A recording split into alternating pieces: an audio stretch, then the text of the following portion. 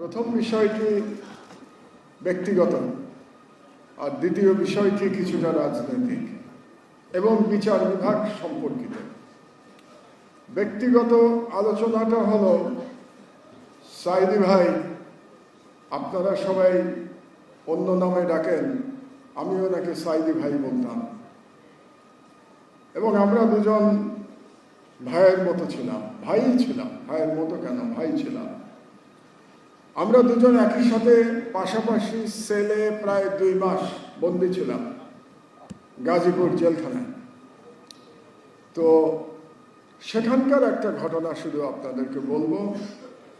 ওনার অন্যরকম একজন আল্লামা দেলোয়ার হোসেন সাইদিকে আপনাদের সামনে উপস্থাপন করবার জন্য। তো আমাদের সাথে আমাদের পরিবারের মানুষেরা সপ্তাহে একদিন দেখা করতে পারতেন। তো ওই দিন আমাদের পরিবার থেকে কিছু ভালো খাবার দাবার নিয়ে আসা হতো, কিছু তরকারি কিংবা কিছু মিষ্টি, বিস্কিট, এগুলো নিয়ে আসা হতো। তো আমরা যখন জেলে ছিলাম, ডিভিশনে একমাত্র আমি আর সাইদি ভাই ছিলাম, দুজনই মানুষ ছিলাম। তো সব বেলা আমরা একসাথে খাওয়া দাওয়া করতাম, নামাজ পড়া থেকে শুরু করে, ফজরের নামাজ থেকে শুরু করে একেবারে এশার নামাজ পড়ে ভাত খেয়ে তারপর যার যার সেলে আমাদের তালা মেরে দেওয়া হতো।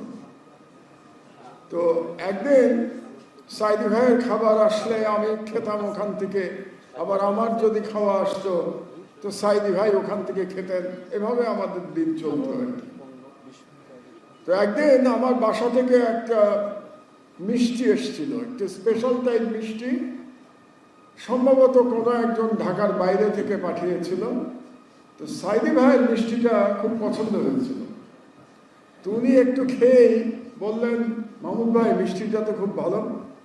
আমি বললাম, সাইদি ভাই, আপনার জন্যে, এই অংশটা আপনার জন্য। আমরা অর্ধেক অর্ধেক করতাম আর কি, যতটুকু আসতো। তা আমার মনে হয় সাইদি ভাইয়ের ভাগে হয়তো 5-6টা মিষ্টি ছিল। তিনি মিষ্টিটা খেলেন না, তিনি রেখে দিলেন। আমি আর জিজ্ঞেস করি নাই উনি খেলেন না কেন। উনি বললেন যে মিষ্টিটা ভালো। তার একদিন পরে ওনার, এটাকে জেলখানার ভাষায় বলতো দেখা, মানে ওনার দেখা আসবে, মানে হচ্ছে ওনার পরিবারের লোকজন আসবে। তো পরের দিন ওনার পরিবারের লোকজন যখন আসলো এবং তারপরে আমরা গল্প করতাম কে কেমন আছে এটা জানবার জন্যে, সাইদি ভাই আমাকে বললেন যে আমি মিষ্টিটা কেন খাই নাই জানেন? এই মিষ্টিটা খুব ভালো ছিল, আমার ছেলে মেয়ে এবং নাতি নাতনিদের খাওয়ানোর জন্য আমি এই মিষ্টিটা খাই না। আপনি কতটা স্নেহশীল পিতা, এটা চিন্তা করে দেখেন। যেখানে জেলখানায় আমরা প্রায় কিছুই পেতাম না, সেই জেলখানায় একটুখানি মিষ্টি উনি রেখে দিচ্ছেন ওনার পরিবারের জন্য। এতটা স্নেহশীল পিতা ছিলেন আল্লামা দেলোয়ার হোসেন সাইদি। এটা জানা আবশ্যক। আমাদের শুধু একটা মানুষের উনি কত বড় আলেম ছিলেন কিংবা কত বড় বিদ্বান ছিলেন এটাই একমাত্র পরিচয় না, উনি কত ভালো পিতা ছিলেন এটাও গুরুত্বপূর্ণ। যেটা আমরা আমাদের রসুল মহানবী হযরত মুহাম্মদ সাল্লাল্লাহু আলাইহি ওয়াসাল্লামের কাছ থেকেও শিখেছি যে ভালো পিতা হওয়া ভালো মুসলমানের জন্য গুরুত্বপূর্ণ। এটা আল্লামা দেলোয়ার হোসেন সাইদির মধ্যে আমি দেখতে পেয়েছি। এবার আমি একটু রাজনৈতিক আলোচনায় আসি। একটু আগে আবার আমার স্নেহভাজন রফিকুল ইসলাম খান, তিনি বিচার ব্যবস্থার কথা বলছিলেন। আপনাদের হয়তো অনেকের স্মরণে আছে, আমার দেশ পত্রিকায় আমরা সর্বপ্রথম স্কাইপ কেলেঙ্কারি লিঙ্ক করেছিলাম, এবং এই স্কাইপ কেলেঙ্কারির পুরো ঘটনাটা সাইদি ভাইয়ের মামলা নিয়েই কিন্তু ছিল। এই জিনিসটা আপনাদের জানানো দরকার। আমি মনে করলাম আজকের মাহফিলে এটা বলাটা সব থেকে গুরুত্বপূর্ণ। এটা যে আমরা লিক করেছিলাম এটা একটা ঐতিহাসিক ব্যাপার ছিল, কারণ এখানে খুব নাম করা আইনজীবী মিজান সাহেব আছেন। উনি জানবেন যে স্কাইপ কেলেঙ্কারিতে আমরা যেটা প্রমাণ করেছিলাম এর মাধ্যমে লিগালি আমরা প্রমাণ করে দিয়েছিলাম যে এটা একটা জুডিশিয়াল কিলিং ছিল। কারণ আপনারা মুখে যতই জুডিশিয়াল কিলিং এর কথা বলেন না কেন, আইনের ভাষায় এভিডেন্স প্রয়োজন হয়। স্কাইপ কেলেঙ্কারি কিন্তু সেই এভিডেন্স ছিল, কিন্তু আমার মনে হয় আজ পর্যন্ত এই এভিডেন্সটা যেভাবে ব্যবহার করা উচিত ছিল সেভাবে ব্যবহার করা হয় নাই। তো এখন একটা সময় এসছে, আমি সকল শহীদ পরিবারের সকল সন্তানদের বলবো যে আপনারা এই স্কাইপ কেলেঙ্কারির এভিডেন্সের মাধ্যমে আপনারা এই বিচারকে উড়িয়ে দিতে পারেন বলে আমি মনে করি। কারণ হচ্ছে, যারা জান্নাতে যাওয়ার তারা তো চলে গেছেন, কিন্তু সেখানে যাওয়ার পরেও তারা যে নির্দোষ ছিলেন এটা প্রমাণ করাটা খুব গুরুত্বপূর্ণ। এরকম ঘটনা মিজান সাহেব আমার থেকে অনেক ভালো জানেন যে ইংল্যান্ডের অনেক মামলায় 100 বছর পরেও প্রমাণিত হয়েছে যে 100 বছর আগে যাকে ফাঁসি দিয়ে হত্যা করা হয়েছে সেটা অন্যায় ছিল এবং সেই ব্যক্তি নির্দোষ ছিল।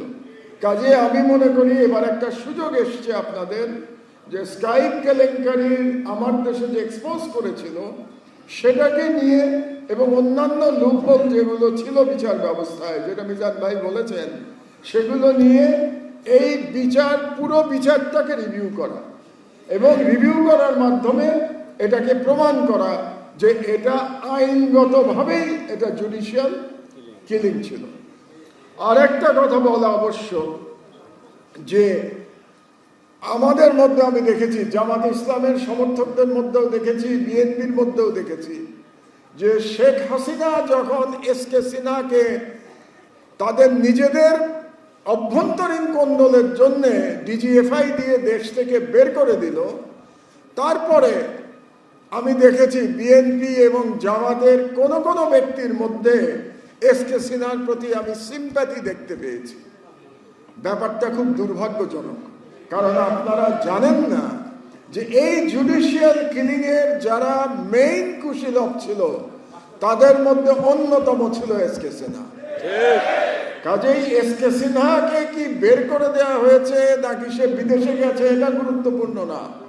SK Sinha was a criminal এবং ক্রিমিনালের বিচার হওয়া উচিত এবং এসকে সিনহার কাজ সম্পর্কে আপনাদের সবার জানা উচিত। কারণ শুধুমাত্র আইসিটির যারা বিচারক তারাই দায়ী ছিলেন না, যারা আপিল বিভাগে ছিলেন তারাই কিন্তু শেষ পর্যন্ত এক্সিকিউশনটা করেছেন। বিচার প্রথমে আইসিটি থেকে হয়েছে, কিন্তু ফাইনালি আপিল বিভাগ এগুলোকে আপেল করেছে। এবং একটি ক্ষেত্রে আমরা জানি, যেটা কাদের মোল্লা সাহেবের ক্ষেত্রে, যেখানে আইসিটিতে আদালতে তার যাবজ্জীবন কারাদণ্ড হয়েছিল সেটাকে বাড়িয়ে তাকে মৃত্যুদণ্ড করা হয়েছিল। সুতরাং সিনহার প্রতি আমি সিম্প্যাথি দেখতে পেয়েছি। ব্যাপারটা খুব দুর্ভাগ্যজনক, কারণ আপনারা জানেন না যে এই জুডিশিয়াল কিলিং এর যারা মেইন কুশীলব ছিল তাদের মধ্যে অন্যতম ছিল এসকে সিনহা। কাজেই এসকে সিনহাকে কি বের করে দেওয়া হয়েছে নাকি সে বিদেশে গেছে এটা গুরুত্বপূর্ণ না। SK Sinha was a criminal এবং ক্রিমিনালের বিচার হওয়া উচিত এবং এসকে সিনহার কাজ সম্পর্কে আপনাদের সবার জানা উচিত। কারণ শুধুমাত্র আইসিটির যারা বিচারক তারাই দায়ী ছিলেন না, যারা আপিল বিভাগে ছিলেন তারাই কিন্তু শেষ পর্যন্ত এক্সিকিউশনটা করেছেন। বিচার প্রথমে আইসিটি থেকে হয়েছে, কিন্তু ফাইনালি আপিল বিভাগ এগুলোকে আপেল করেছে। এবং একটি ক্ষেত্রে আমরা জানি, যেটা কাদের মোল্লা সাহেবের ক্ষেত্রে, যেখানে আইসিটিতে আদালতে তার যাবজ্জীবন কারাদণ্ড হয়েছিল সেটাকে বাড়িয়ে তাকে মৃত্যুদণ্ড করা হয়েছিল। সুতরাং এই বিষয়গুলো নিয়ে আমি মনে করি আরেকটু গবেষণা হওয়া দরকার, আরেকটু লেখালেখি হওয়া দরকার এবং আপনাদের আরেকটু এটা নিয়ে আলোচনা করে এই পরিবারগুলোকে আমি বলবো, আজকে শহীদ পরিবারের অনেকেই এখানে আছেন, আপনারা বসে এটার আইনগত ব্যবস্থা গ্রহণ করবেন। কারণ আমি নিজের অভিজ্ঞতা থেকে দেখেছি, রিমান্ডের কথা একটু আগে আমার ছোট ভাই রফিকুল ইসলাম খান বলছিল 30 দিনের কথা, আমি 39 দিন রিমান্ডে ছিলাম, 39 ডেজ আমি রিমান্ডে ছিলাম। কাজে এই যে জুলুমগুলো হয়েছে, এটা কিন্তু যার যার জুলুম তাকেই করতে হবে, আপনি অন্যের দিকে তাকিয়ে থাকলে হবে না। কাজেই যে যে পরিবার ভিকটিম, সেই পরিবারের সদস্যদের দায়িত্ব এটার বিরুদ্ধে আওয়াজ তোলা। আপনারা যদি এটা সাংগঠনিকভাবে করতে যান, আমি বলতে বাধ্য হচ্ছি এটা হয়তো কোনোদিনই হবে না।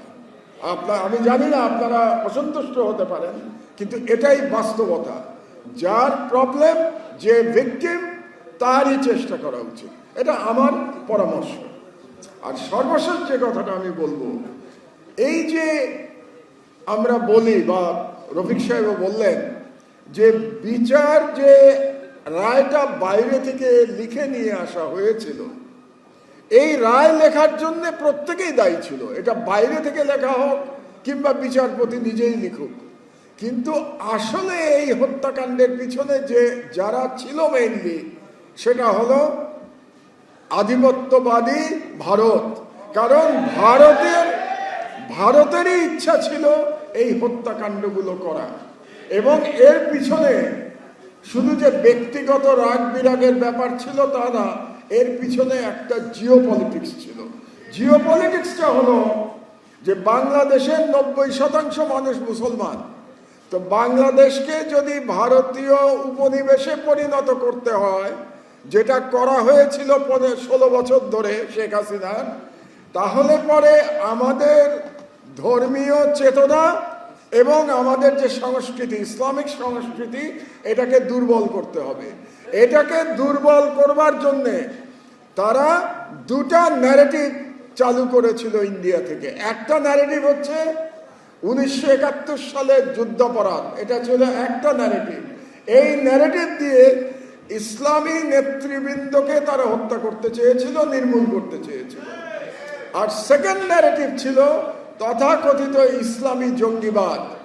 এই দুই ন্যারেটিভের মাধ্যমে তারা বাংলাদেশের ইসলামী ধর্ম এবং ইসলামী সংস্কৃতিকে দুর্বল করে বাংলাদেশের উপরে হিন্দুত্ববাদ চাপিয়ে দিতে চেয়েছিল। এটা আপনাদের মনে রাখতে হবে। কাজেই এই যে হত্যাকাণ্ড যেগুলো হয়েছে, আজকে আমরা আল্লামা দেলোয়ার হোসেন সাঈদীর জীবন নিয়ে আলোচনা করছি, এই প্রত্যেকটা হত্যাকাণ্ডের সাথে জিও পলিটিক্স জড়িত ছিল, এটা যেন আমরা ভুলে না যাই। কাজেই আপনারা মনে করবেন না যে ফ্যাসিবাদের পতন হয়েছে এবং শেখ হাসিনা দিল্লিতে পালিয়ে গেছে, এর মাধ্যমে আমাদের বিপদ শেষ হয়ে গেছে, এটা আপনারা মনে করবেন না। কারণ ভারত বাংলাদেশকে কোনোদিনও একটি প্রকৃত স্বাধীন রাষ্ট্র হিসেবে থাকতে দেবে না, এবং তারা এই ষড়যন্ত্র অব্যাহত রাখবে। সেই জন্য আমি আপনাদেরকে বলবো, বাংলাদেশের মুসলমানরা আপনারা ঐক্যবদ্ধ থাকুন। আমরা যদি ঐক্যবদ্ধ থাকতে পারি, তাহলেই ভারতীয় আধিপত্যবাদকে আমরা পরাজিত করতে পারবো, বাংলাদেশের স্বাধীনতা রক্ষা করতে পারবো, এবং আমরা আমাদের ধর্ম, আমাদের কালচার, এটা নিয়ে আমরা মাথা উঁচু করে থাকতে পারবো। এবং এই স্বাধীনতা রক্ষা করার মাধ্যমেই আসলে আমরা আল্লামা দেলোয়ার হোসেন সাঈদী এবং অন্য যারা শহীদ হয়েছেন তাদের স্মৃতির প্রতি যথার্থ সম্মান দেখাতে পারবো। যথার্থ সম্মান দেখাতে হলে আমাদের ধর্ম, আমাদের ঈমান বলিষ্ঠ রাখতে হবে এবং আমাদের লড়াই অব্যাহত রাখতে হবে। আমি মহান আল্লাহ তাআলার কাছে সাঈদী ভাই, আমার সাঈদী ভাই, আপনারা যাকে বলেন আল্লামা দেলোয়ার হোসেন সাঈদী, তার জন্যে জান্নাতুল ফেরদৌসের কামনা করছি।